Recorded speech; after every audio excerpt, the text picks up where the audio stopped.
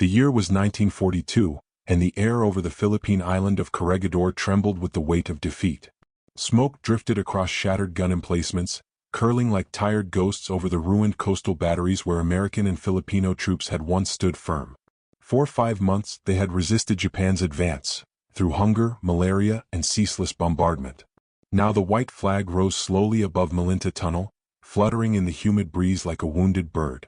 For the soldiers watching, the moment felt unreal, a betrayal of everything they had been taught about courage. Yet surrender was no longer a choice, it was survival. Among them was Lieutenant Jack Morgan, 27 years old, a lanky former high school math teacher from Nebraska who had joined the Army Air Corps before the war turned global. He had dreamed of flying over open skies. Instead, he found himself crawling through mud with a rifle he barely knew how to use. His boots were cracked, his face gaunt from dysentery, but his eyes still burned with something stubborn, the will to keep going. Nearby staggered Corporal Sam Yates, a gregarious Texan who masked fear with jokes, and Private First Class Danny Ito, a Nisei from California, whose Japanese ancestry made him an object of suspicion even among his fellow soldiers. Together they were swept into a tide of prisoners, more than 11,000 Americans and nearly 60,000 Filipinos, herded by Japanese troops who barked orders they barely understood. The march that followed would become infamous, the Bataan Death March. Men stumbled under the scorching sun, throats parched, bodies weakening. Those who faltered were beaten, bayonet, sometimes executed on the spot. Jack watched friends collapse beside him, their dog tags stripped as trophies. He gritted his teeth, counting each step, whispering numbers to stay conscious. Sam muttered half-delirious prayers, sometimes breaking into cowboy songs until guards silenced him with the butt of a rifle. Danny, his face expressionless, tried to shield his identity. Japanese guards stared at him with an unnerving mixture of curiosity and disdain. Days blurred into weeks. By the time the survivors reached Camp O'Donnell, they were more specter than soldier. Fever spread like wildfire. Rice rations were meager, a ladle of watery gruel twice a day. Disease claimed dozens daily. Bodies were carted away on makeshift stretchers, the stench lingering in the air. Yet the men clung to small rituals. Jack kept a stub of pencil hidden in his boot, jotting secret notes on scraps of paper. Dates, names, memories, determined not to let history swallow them whole. Sam scavenged anything that might pass as entertainment, bottle caps for checkers, sticks for cards. Danny kept mostly silent, though sometimes at night, when the guard's boots faded, he whispered stories of his mother's cooking back home in Los Angeles, filling the darkness with the ghost of a meal no one could taste. The Japanese guards were a study in contrast. Some were brutal, quick to lash out with rifle butts or the flat of a sword, while others maintained a cold, almost indifferent distance. To many of them, the prisoners' surrender embodied shame. Bushido, the samurai code still clinging to the modern imperial army, viewed capture as worse than death. These men were supposed to be broken, stripped not only of weapons but of spirit. And in the first months they often were. But humans have a strange ability to adapt, to find ways to assert identity even in cages. At first it was barely noticeable. A few prisoners began sharing jokes, dark and brittle but real. Someone fashioned dice out of bread, hardening them in the sun. A group organized clandestine Bible readings. Jack, once a quiet schoolteacher, started telling the younger soldiers math riddles and word puzzles, just to keep their minds awake. "If we can still think," he told Sam one evening, "then we're not gone yet." Sam grinned through cracked lips. "Hell, Lieutenant, if I can still beat you at checkers with bottle caps, I'm practically winning the war." Their friendship became a lifeline. In the face of starvation they traded tiny victories, sneaking an extra sip of water, stealing a moment to laugh. Danny, slower to join in, finally cracked a smile one humid night when Sam performed an off-key rendition of Deep in the Heart of Texas, until a guard stormed in, confused and irritated, then left shaking his head. Small rebellions, subtle but vital, sprouted like weeds through the concrete of despair. By late 1943, the prisoners were moved to other camps across the Japanese Empire. Jack, Sam, and Danny ended up in a sprawling compound on the outskirts of Fukuoka. The place was a paradox, ringed with barbed wire, patrolled by guards, yet situated near a thriving Japanese town with glimpses of ordinary life just beyond reach. Smoke from nearby factories curled into the sky. Trains rattled past, their whistles carrying strange comfort, proof the outside world still existed. The new camp was larger, better organized than the hell of O'Donnell, but no paradise. Food remained scarce. Rice, barley, occasional scraps of fish. Disease still stalked the barracks. Yet something shifted in this new environment. Perhaps it was the routine of forced labor, or the slightly less sadistic oversight of certain guards. Perhaps it was sheer survival instinct. Whatever the cause, the prisoners began rebuilding fragments of a life. Jack noticed it first when he saw a group of men gathered around a patch of dirt, carving lines for a makeshift baseball diamond. The ball was little more than rags bound tight with twine. The bat, a salvaged plank. But when the first crack echoed and cheers erupted, something in the camp's gray atmosphere shifted. It wasn't joy exactly, but a faint echo of normalcy, and it was powerful. Sam, always hungry for distraction, threw himself into the games, limping out to swing despite his malnourished frame. Danny watched from the sidelines at first, wary of drawing attention, but gradually joined, fielding grounders with quiet precision. Even some guards paused to watch, inscrutable expressions on their faces. It was as if, for brief moments, the war outside paused too. Night after night, Jack scribbled in his hidden notes. We played. We laughed. We were still men. But the struggle remained. Every day was a balance between obedience and quiet defiance, between surviving and staying human. One evening, after a grueling day hauling coal at the nearby mine, Jack sat with Sam and Danny under the dim light of a lantern salvaged from scrap. Their bodies ached. Their bellies were empty. Outside, a guard paced slowly, smoking. Funny, isn't it? Sam whispered. They think we're beaten. But here we are, still playing, still breathing. Danny looked at him, the shadows of the lantern dancing on his tired face. You think they even understand? Understand what? Jack asked. That we don't see surrender the way they do, Danny said quietly. To them, honor's gone. But for us, it's just living another day. It's keeping something alive inside. Jack stared into the dark beyond the barracks, where the barbed wire glinted faintly under a pale moon. Then we keep it alive. Any way we can. That night, Jack couldn't sleep. He thought of home, of his classroom chalkboard, of a flat Nebraska horizon kissed by autumn wind. He thought of the men who had died on the march, of those still dying in the infirmary. And he realized survival wasn't enough. To live meant to remember who you were, to find ways to be whole even when stripped of everything.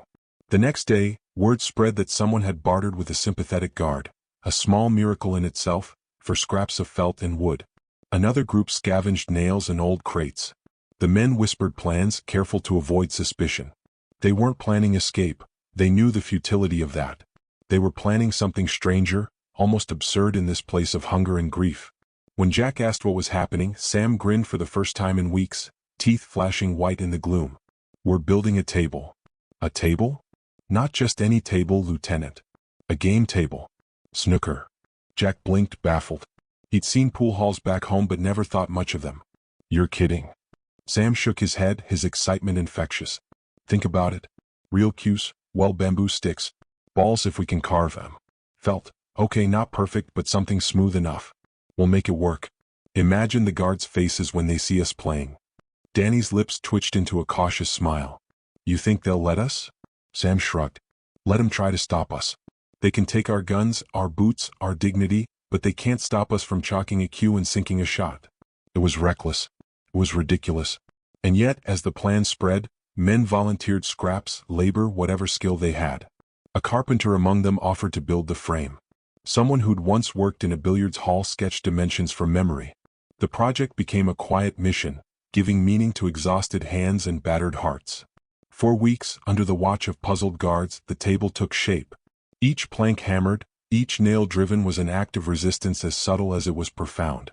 Jack helped sand the surface smooth, his mind wandering to the students he once taught, how he'd tried to explain geometry to bored teenagers, never imagining those lessons would one day guide him in a prisoner-of-war camp.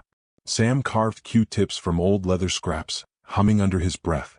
Danny, ever cautious, kept an eye on guards but found himself drawn into the work, the rhythm of creation breaking the monotony of survival. One evening, as the final piece was set, a rough, uneven table, yet unmistakably a snooker table, a hush fell over the group. They stood staring at their creation. For a moment they weren't prisoners. They were builders, dreamers, men reclaiming a fragment of their lives. Somewhere beyond the wire, a train's whistle echoed into the night. Jack felt something stir in his chest, fragile, almost dangerous, hope. The next morning, a guard approached, eyes narrowing at the strange structure. He barked a question none of the Americans fully understood. Sam stepped forward, chalk in hand, and pantomimed a shot, cueing an imaginary ball. The guard blinked, then let out a short, incredulous laugh, a sound none of them had ever heard from him before. He waved a hand dismissively and walked on. When the first game began, the click of carved wooden balls sounded almost sacrilegious in the silence of the camp. Men gathered around, some laughing softly, others weeping without knowing why. Jack took a turn, awkward but determined, feeling the smooth glide of the cue for the first time. Sam hooped as if he'd hit a home run back in Texas. Danny watched, quiet but smiling, a light in his eyes long absent. And somewhere beyond the fence, unseen Japanese soldiers paused and listened to the unfamiliar rhythm. Click, clack, pause, click. For the first time, they faced something they hadn't expected from men they believed were broken. What began as surrender was shifting into something else, a quiet, unshakable defiance. And the game had only just begun. The first break was clumsy, but it was enough to send a ripple through the barracks like a gust of fresh air.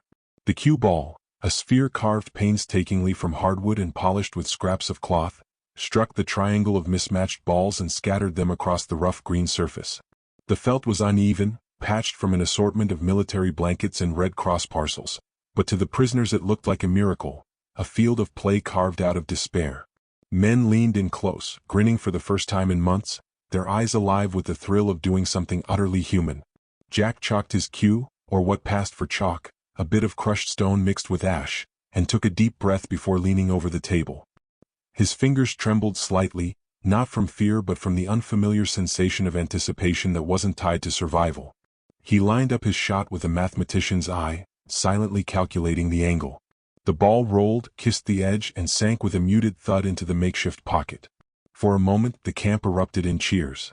Even the guards, standing at a distance with rifles slung lazily, turned to watch. Sam hooped so loudly he nearly fell over, his thin frame shaking with laughter. "Would you look at that? Lieutenant Morgan's a hustler." Jack allowed himself a small, crooked smile. It felt foreign on his face, a muscle long and used. Danny, perched quietly on a crate nearby, smirked just enough for Jack to notice. "Maybe the math teachers finally found a use for geometry," Danny murmured. The snooker table became a sanctuary. By day the prisoners hauled coal, shoveled slag, or toiled in the mine under the unrelenting gaze of guards. By night they drifted to the table as if drawn by gravity. The game demanded patience and precision, rare luxuries in a life ruled by survival. It was a way to reclaim thought itself, to plot and plan in a place where thinking beyond the next meal could feel dangerous. Each shot required focus, calculation, a subtle defiance of despair. At first the guards ignored it, assuming it a harmless curiosity. They watched with bemusement as Americans bent over cues, discussing angles, joking quietly. To them, the sight of prisoners enjoying leisure was strange, almost absurd. War, as they understood it, stripped men of joy, surrender stripped them of honor. Yet here were these defeated soldiers, laughing softly over a game of strategy and skill. One guard in particular, a young corporal named Tanaka, lingered often. His face was unreadable, but something in his posture suggested intrigue rather than contempt. He had grown up in a rigid military household. His father had fought in Manchuria. Tanaka had been taught that surrender meant shame so deep it should end in ritual death. Yet here were Americans who surrendered and still lived, and more than that, still found reasons to smile. He didn't speak, but his gaze lingered on the table's improvised craftsmanship, the way men calculated each shot like generals plotting moves.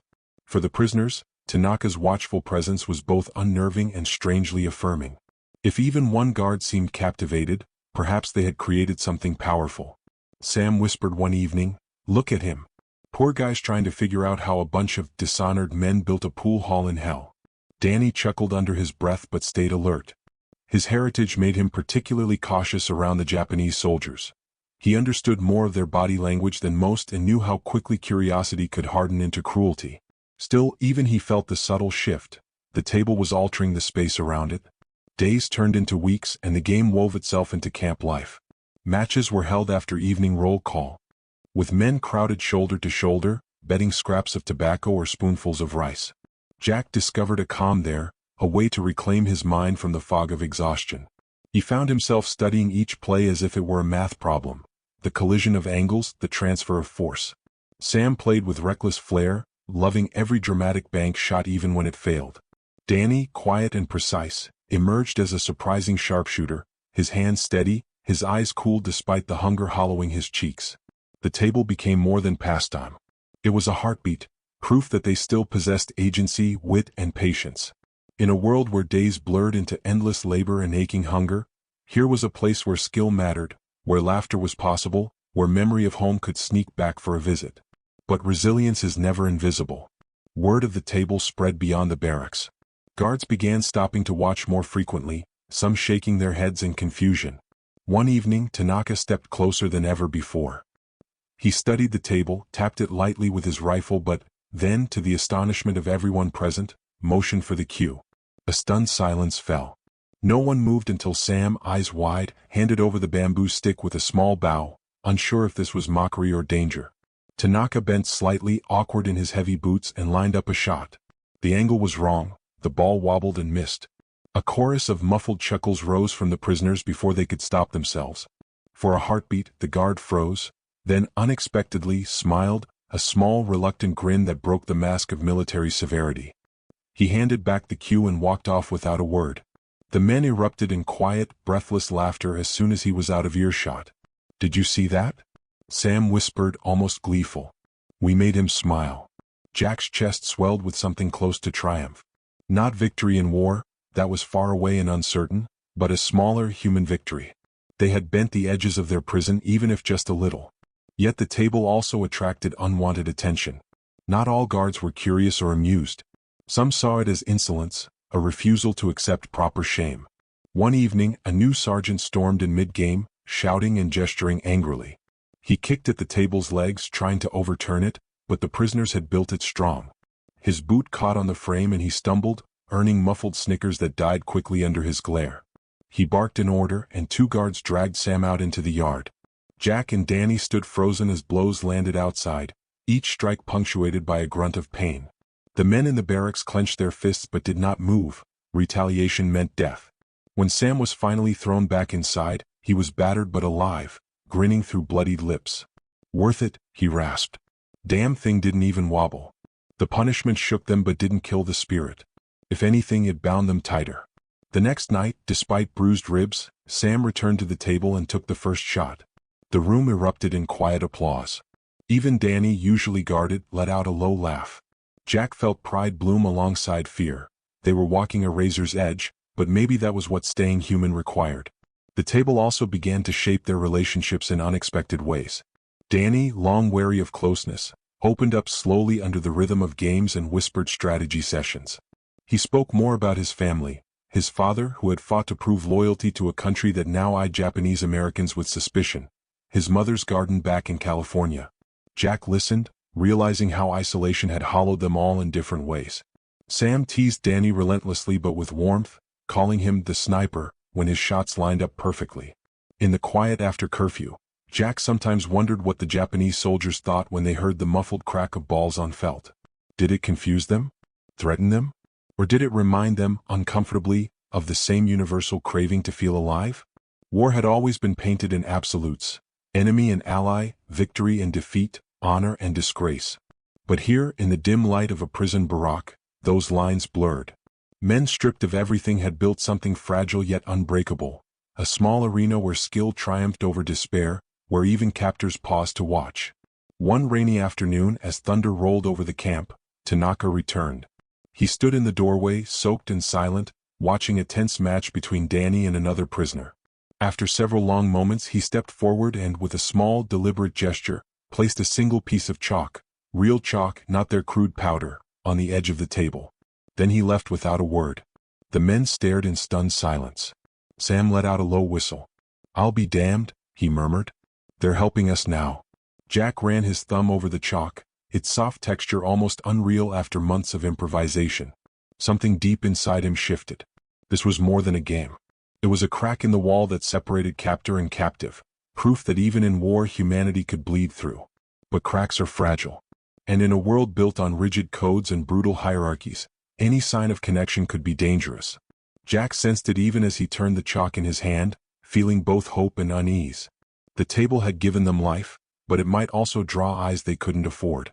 Outside, the rain drummed on the barracks roof, steady and relentless, as if marking time toward a reckoning none of them could yet see. Rain slicked the barbed wire until it gleamed like black glass. Jack stood under the eaves of the barracks, cue in hand, and watched the water bead and run down the twisted metal.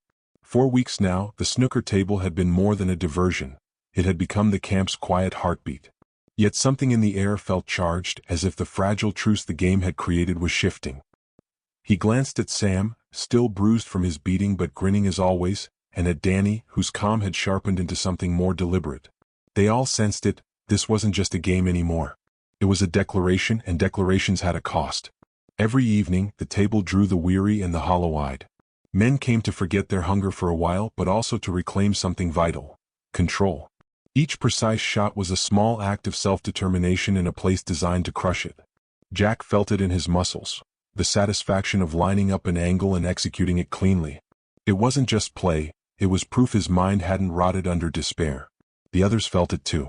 Sam played like a showman, his dramatic flair masking pain and fatigue, keeping laughter alive.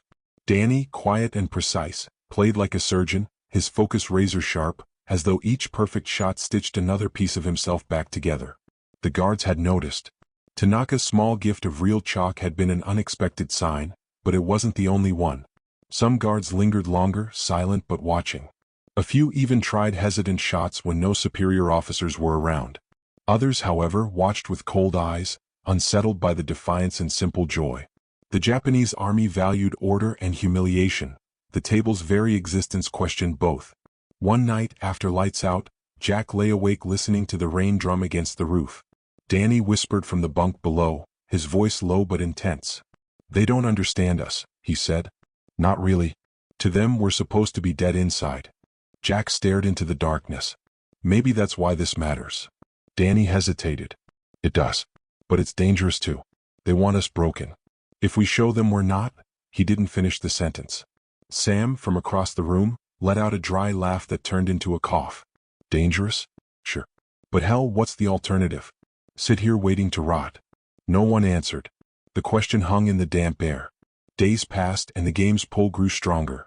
Men too sick to stand shuffled over to watch. Stories of the table spread through work details at the mines, whispered like rumors of rebellion. It wasn't just about playing anymore, it was about enduring. Jack noticed how even the weakest men seemed to walk back from the yard a little straighter after spectating a match. There was a defiance in the laughter, a spark that said, "We may be prisoners but we are not defeated." But cracks widened in the uneasy balance. One afternoon, during roll call, a senior Japanese officer arrived. A captain with a face like carved stone and a sword that gleamed even in the weak winter sun. He strode through the camp inspecting everything with cold precision. When he reached the snooker table he stopped. His gaze swept over the felt, the carefully carved balls, the eager faces of the men who had gathered despite themselves. For a long, brittle moment, no one breathed. Then, with a single swift motion, he slammed his boot on the table's edge and sent balls scattering across the mud. A sharp command followed, and 2 guards lunged forward, shoving prisoners back, overturning benches. The table shuddered but didn't collapse. The captain's eyes narrowed. This defiance, this symbol, infuriated him. He barked another order. Jack's stomach turned to ice. Sam clenched his fists but didn't move. Danny looked down, jaw tight, saying nothing. The captain circled the table like a predator, then struck one of its legs with his sword. The blade bit deep but didn't break it. His face darkened with something beyond anger, perhaps confusion at the craftsmanship, at the audacity. Finally he stepped back, spat in the dirt, and left. The table stood wounded but unbroken. That night, the prisoners repaired the damaged leg in silence, their faces set with quiet fury. No one spoke until Sam finally muttered, "He couldn't kill it." Jack touched the patched wood and felt something stir inside him. Not just hope, but strategy. He realized what they had built wasn't merely morale for themselves, it was also a weapon. Not a weapon of steel but one of spirit. The Japanese officers wanted submission, the table refused it. Its survival said more than any shouted protest ever could. Danny broke the silence. "We need to be careful now. They know what this means." Jack nodded. He understood. They were playing a dangerous game, one with stakes far beyond a ball sinking into a pocket. Yet there was no going back. Once you remembered your humanity, you couldn't surrender it again. In the following weeks, tension thickened like fog. Some guards grew harsher, snapping at the slightest infraction. Others grew strangely distant, avoiding the table as if it unsettled them. Tanaka, though, still came. One night he lingered longer than usual, watching Danny line up a complicated bank shot. As the ball dropped cleanly into the corner pocket, Tanaka exhaled softly, almost admiration, then turned and left without a word. Sam watched him go and whispered, "We're in their heads now." Jack wasn't sure if that was victory or danger. Both maybe. The game evolved under the pressure. Matches became quieter, more deliberate. There was less joking when guards were near, but the laughter returned once they drifted off. Jack found himself teaching younger soldiers geometry again, helping them plan shots. Sam kept spirits alive with stories of Texas pool halls. Danny became the camp's silent champion, his calm precision an emblem of control in a world designed to strip it away. Yet every success carried risk. Rumors spread that higher command might intervene. The table, once overlooked, was now a symbol, a reminder that these prisoners had not dissolved into obedient shadows. Jack saw it in the guards' eyes: confusion, irritation, maybe even respect. One cold morning, while the men were on work detail, they passed a new shipment of supplies near the gate: lumber, nails, and what looked like rolls of fresh cloth. Jack's heart quickened. The Japanese were preparing something. A rumor whispered through the ranks by nightfall. A new officer was coming, one known for crushing insubordination. Lying awake, Jack listened to the rain again. The table had given them life. It had made them remember who they were. But now it had also painted a target on them. He thought of the captain's sword slicing into the wood, of Tanaka's silent gift of chalk, of Sam's laughter echoing across the yard, and of Danny's quiet, dangerous steadiness. They had built more than a game. They had built a quiet rebellion. And rebellions, even ones fought with cues and carved balls, were not easily forgiven. Outside, the night was heavy and still. Somewhere beyond the fence, a guard's boot crunched on wet gravel, pacing slowly. Jack closed his eyes, gripping the thin blanket tight. The war raged far away, but here inside this camp, another battle was beginning. One for dignity, for identity, for the unbroken soul. And he knew the enemy had finally noticed. Spring crept into the camp almost unnoticed, carried on damp breezes that softened the sting of winter. The prisoners' bodies were still gaunt, their clothes threadbare, but something in their eyes had changed. Months of quiet defiance at the snooker table had built a strange kind of strength, not the muscle that war once demanded, but a resilience forged from routine, laughter, and the stubborn refusal to vanish into despair. Jack felt it each time he leaned over the table, the smooth weight of a cue in his hands reminding him that he still possessed skill, will, and choice. Yet the air hummed with danger. The rumor of a new commandant had hardened into truth. Major Ishikawa arrived one raw April morning, his presence a storm that bent the camp the instant he stepped through the gate. Tall, hawk-eyed, his uniform immaculate, Ishikawa carried the calm menace of a man who believed utterly in the Emperor's code. He inspected every corner with clinical silence, stopping when his gaze fell upon the snooker table. Jack was standing nearby with Sam and Danny repairing a loose corner pocket. They froze as Ishikawa approached. The major ran a gloved hand along the patched felt, his face unreadable. Then he turned and spoke a single command. Guards surged forward, yanking the table off its legs. A sickening crack filled the yard as the frame split and the wooden balls rolled into the mud. The prisoners stood paralyzed. Some flinched as if struck themselves. Sam's fists clenched white, Danny's face went blank, but his shoulders tightened with a fury too deep for words. Jack felt something hollow open in his chest, a sense of loss far heavier than wood and cloth. The table had been their heart. Now it lay splintered in the dirt. Ishikawa said nothing. He simply stared at them with cold, deliberate contempt before walking away. The guards left the wreckage where it had fallen, a warning spelled in broken timber. For days the camp was silent. No laughter drifted from the barracks at night. Men labored in the mines with heads bowed. Even Sam, usually irrepressible, moved quietly. His ribs still sore from an earlier beating but his spirit newly bruised. Jack tried to rally a word here, a half-smile there, but the weight of defeat pressed down like the humid spring air. The destruction of the table felt like more than punishment. It felt like an attempt to erase the proof that they had once defied despair. Then one evening Danny spoke. They were huddled in the shadows of the barracks, too tired even to talk, when his quiet voice cut through the gloom. "They didn't win," he said. Sam lifted his head, eyes dull. "Looked like winning to me." "No," Danny said firmly, his first real spark in days. "They can break wood. They can't unteach what we remembered." He looked at Jack. "You told me once, surviving isn't just breathing. It's keeping something alive. We did that. They can't take it back." Jack felt the truth of it land like a steadying hand. The table was gone, but its power had already done its work. They had remembered how to think, how to laugh, how to claim dignity in captivity. Ishikawa's sword couldn't erase that memory. The next night, a small group gathered where the table had stood. They couldn't rebuild it, not without drawing lethal punishment, but they could honor what it had meant. Sam brought the last intact ball, a single sphere he'd hidden in his coat before the guards swept in. He set it in the dirt like a relic. "Still ours," he whispered. Others nodded silently, a pact without ceremony. Something shifted after that. The camp didn't return to its earlier lightness, but the silence broke. Men spoke again, traded quiet jokes, planned new diversions. They played mental games. Chess on invisible boards, baseball with pebbles and imaginary bases. The memory of snooker had taught them the formula, how to carve normalcy out of nothing. Ishikawa had destroyed an object, but not the blueprint. Even Tanaka seemed changed. He watched them closely in the weeks that followed, expression guarded but softer, as if he too had seen the limits of force. Once, while passing Jack in the yard, he paused just long enough to meet his eyes and nod, the smallest gesture but filled with unspoken understanding. By summer of 1945, distant thunder rolled across the empire, bombs falling, cities burning, a war tilting toward collapse. The prisoners felt the tremor before they heard the news. Guards grew nervous, supplies faltered, orders came and went with uncharacteristic chaos. Then one August morning, the gates swung wide and American troops marched in, uniforms dusty, flags bright in the gray light. Liberation arrived almost quietly, too immense to comprehend. Jack, Sam, and Danny stood together as the first soldiers entered, too thin to cheer, too stunned to weep. A young Marine tossed them chocolate bars. Sam laughed until he coughed. Danny stared at the horizon, the weight of survival heavy in his eyes. Jack simply felt the air shift, a freedom so vast it hurt. Days later, as they prepared for evacuation, Jack returned alone to the yard where the snooker table had once stood. The dirt was empty now, but in his mind he could still hear the soft click of balls, the low murmur of bets, the quiet defiance in every careful shot. He thought of the men who hadn't made it, of the ones who had clung to those moments of normalcy like lifelines.